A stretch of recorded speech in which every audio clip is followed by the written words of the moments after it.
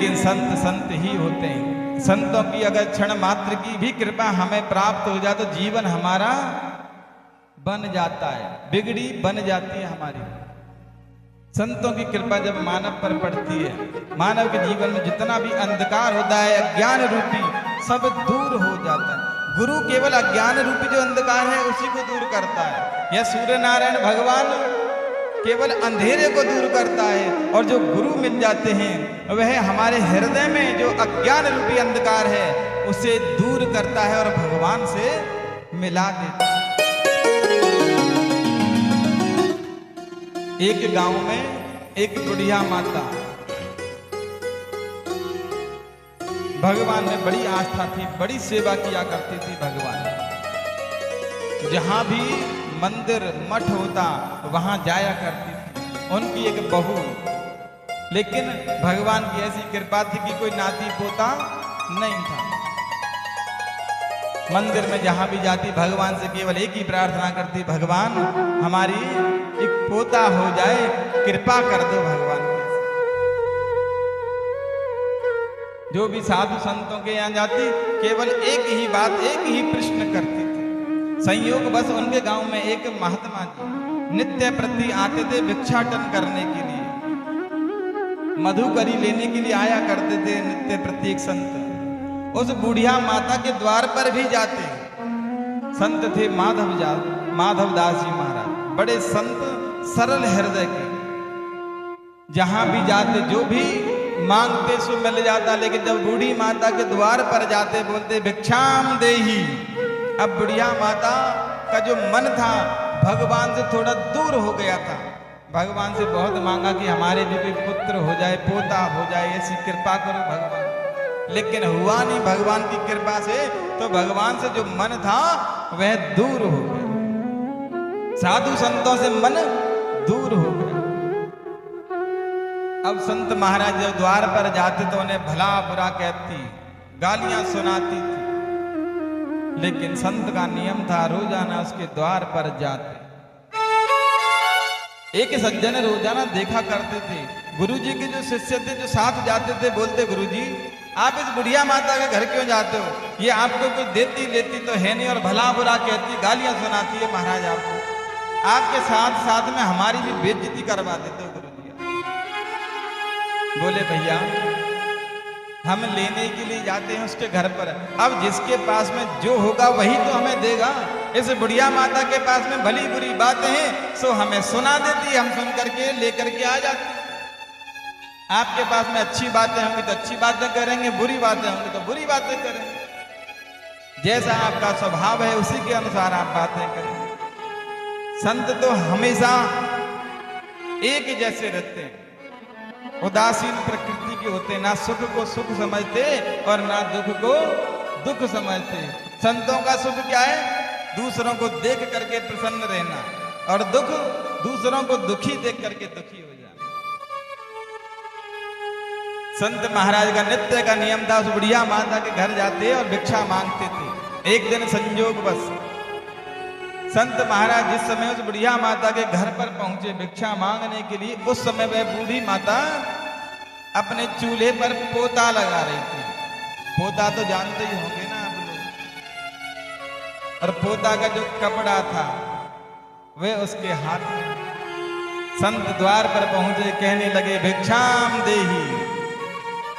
जैसे ही सुना कि संत हमारे द्वार पर आए हुए हैं, अब हाथ में तो वही कपड़ा था पोते का, इतनी गुस्सा आई कि वही कपड़ा जोर से फेंक करके मारा और सीधा संत के मुंह पे जाके पड़े। संत तो संत उस कपड़े को उठाया और वहां से फिर ना जाने कहां चले। जाते जाते कहने लगे, संत माधवदास भी बदला इसी का देगा, जा पोता दिया है तूने और पोता तुझे मिलेगा। मन ही मन आशीर्वाद प्रदान करके संत महाराज उसके यहां से चले गए। अब बुढ़िया माता को भी शांति मिली कि कोई अब हमारे द्वार पर आता नहीं। कुछ समय के बाद में बहू कहने लगी, माता जी मुझे लगता है अब आपका वंश बढ़ने वाला है, वंश में वृद्धि होने वाली है। अब तो बुढ़िया माता की खुशी का ठिकाना नहीं रहा। अब तो मन ही मन सोचने लगी, जिस संत का मैंने इतना बुरा अपमान किया वह संत मुझे आशीर्वाद के रूप में पोता दे करके चले गए। अब संत को ढूंढने लगे, कब हमारे द्वार पर वह संत आएंगे। जहां रहा करते थे संत वहीं आश्रम में पहुंच के ढूंढते ढूंढते आश्रम में प्रवेश किया। जो गुरुजी के शिष्य थे कहने लगे, मैया तुमने हमारे गुरुजी का बहुत अपमान किया, इसलिए हमारे गुरुजी हमको भी छोड़कर ना जाने कहां चले गए। तेरी वजह से अब हमें भी उनका दर्शन हो नहीं पाता। घर आ गई लौट करके, अब तो मंदिर में जाए, मठ में जाए और एक ही प्रार्थना करे, भगवान कैसे भी करके मुझे उन संत से एक बार मिलवा दो। हम लोग संतों के पास में जाते हैं कि महाराज हमें भगवान का दर्शन करवाओ, लेकिन आज वह भगवान से कहती है कि मुझे उन संत का दर्शन करवाओ। घर पर आकर कमरे में एकांत में बैठ करके रोती रहती, मन ही मन भगवान से कहती, प्रभु एक बार मुझे उन संत से आप मिलवा। समय के बाद में बालक उत्पन्न हुआ। एक दिन संयोग से वही संत महाराज उसी नगर में वापस आए, उसी गांव में वापस आए। संत का वही नियम, संत भिक्षा लेने के लिए गए। जब उस बुढ़िया माता के द्वार पर पहुंचे हैं, कहने लगे भिक्षाम देही। आज बुढ़िया माता को लगने लगा जानी पहचानी आवाज है, लगता है वही संत आ गए हैं। तुरंत दौड़ करके द्वार पर गई, दरवाजा खोला, संत के चरणों में गिर पड़ी, कहने लगी, महाराज मुझे क्षमा कर दो, मुझसे बड़ी भारी भूल हो गई। महाराज मैंने आपको पोता का कपड़ा फेंक करके मारा, मैं आपको पहचान नहीं पाई और फिर भी आप बदले में मुझ पर कृपा कर गए। महाराज बताइए आपकी क्या सेवा करें। देवी आज हम तुम्हारे घर कुछ पाने नहीं आए हैं, कुछ लेने नहीं आए हैं, केवल हम तो जो भगवान का प्रसाद है उसे देखने आए हैं, जो आपके आंगन में खेल रहा है। बालक को गोद में लिया, अब तो पीछे पड़ गई। महाराज बताइए मैं आपके लिए अपने हाथों से व्यंजन बनाऊंगी, क्या खाना चाहते हैं, क्या पाना चाहते हैं, क्या कामना है आप। बोले देवी जब हम लेने आते थे तब तो तुम हमें भगा देती थी, और आज जब लेने नहीं आए हैं तब तुम देना चाहती हो, तुम्हारा मन हो रहा है कि हम कुछ दान दें। देवी आज हमारी कोई कामना नहीं है, केवल हम भगवान के जो भक्त हैं, जो भगवान का प्रसाद है उससे मिलने आए। बालक से मिले। संत मन ही मन जो आशीर्वाद हमें प्रदान करते थे, हम नहीं जानते संतों की कृपा कब हम पर हो जाए। जो हमारे जीवन में नहीं है वह भी हमें प्राप्त हो जाता, जो हमने सोचा नहीं वह भी हमें मिल जाता। ये केवल संतों की कृपा से होता। संत हमारे हृदय की बात को जान लेते हैं, हमारे दुख को पहचान लेते हैं। केवल संत ही एक ऐसे हैं जो यथा व्यथा भ्रमण करते रहते हैं और जन कल्याण की भावना हृदय में रहती है। अभी कथा आपके यहाँ हो रही है, कथा कभी विराम तो होती नहीं है, यह तो गंगा जी की तरफ बहती रहती है निरंतर।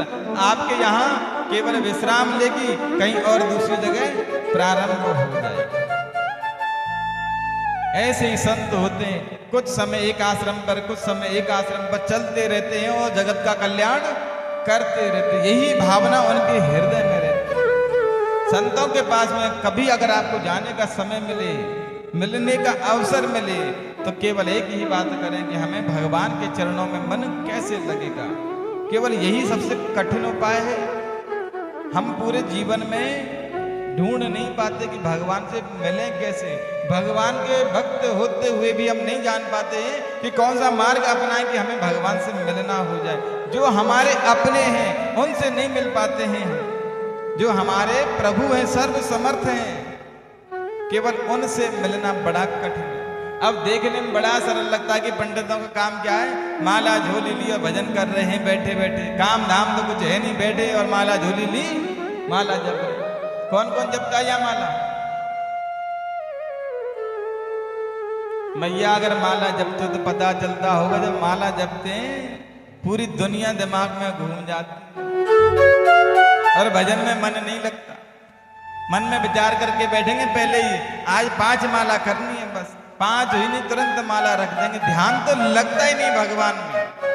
केवल गिनती से 5 माला 11 माला 21 माला करनी है, जो नियम बना रखा केवल उतना ही होता है, उससे अधिक नहीं हो पाता। और उसमें भी भगवान के प्रति मन लगता नहीं है हमारा। लग जाता है कि मैया मन ना लगे ना मन, तो ये तो केवल हाँ, लेकिन एक दिन ऐसा आता है, आज अगर हम माला जपने लग जाएंगे तो धीरे धीरे एक दिन ऐसा आएगा भगवान में फिर हमारा मन भी लगने लग जाएगा।